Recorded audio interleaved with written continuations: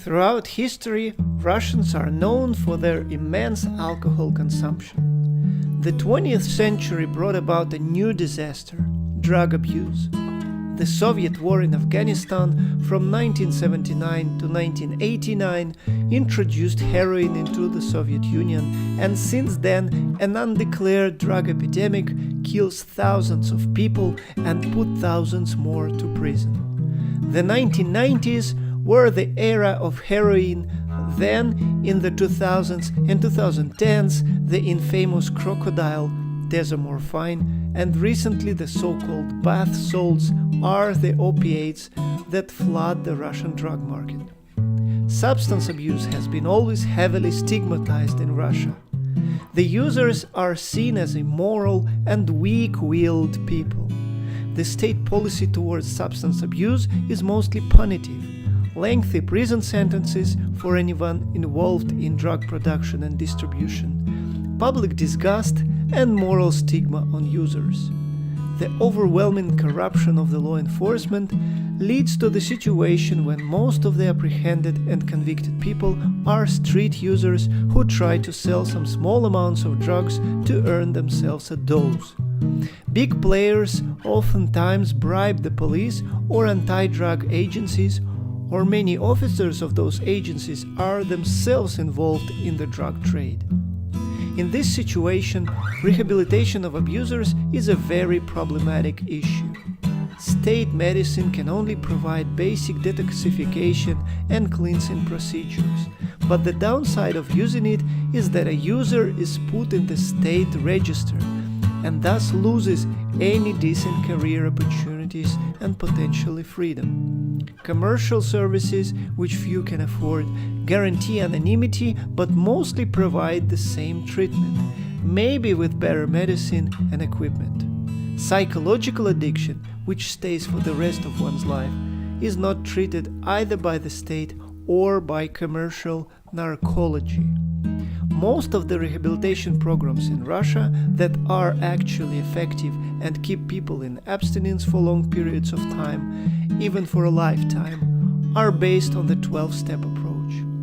Known globally as Alcoholics Anonymous or Narcotics Anonymous, the method of a support group or a therapeutic community is used by many different programs, including the religious ones. Apart from 12 steps to recovery, the main principle is that people with the same problem support each other through a therapeutic talk led by someone with the same experience but on an advanced stage of recovery. The Orthodox Church has her rehabilitation programs mostly for alcoholics, but for substance abusers as well. However, as I have mentioned on this channel, the Russian Orthodox Church is not as active in social ministry as Protestants, especially evangelicals. The few rare programs run in the church are mostly led by enthusiasts with little to no support. The general approach of these groups is to teach people morality and Christian ethics, and through that bring them to faith. The Protestant rehabs differ in details. Some use labor therapy as much as teaching the fundamentals of faith. Others only use labor to support the rehab premises and earn some more for the food. Some of the programs, both secular and religious, were involved in great scandals and even criminal cases, accused of harassment, abuse, slave labor, extortions, and even torture of their patients. Many of the programs actually help people transform their lives and live in sobriety. For my PhD dissertation defended in 2016, I studied a Russian Baptist rehab ministry. In the rehabs, most of the time is dedicated to the study of scriptures.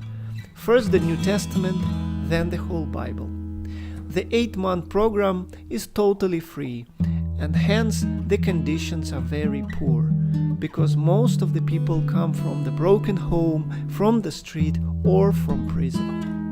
Although many people drop the program because of tough conditions and strict regime, I have seen with my own eyes transformed lives of people who hit the rock bottom, lived homeless on the street, rot in prison, lost all their health, family, friends, and opportunities in life. I have seen them many years sober, creating families, having healthy and happy children, serving others, getting an education or a new job. To sum up, substance abuse is a horrible thing that kills millions of people worldwide every year. Recovering from it is so hard that for many it simply seems impossible. One should remain alert till the end of his life. However religious or not, there is hope and there is help. Please like the video, leave a comment and subscribe to the channel. I see you all next time.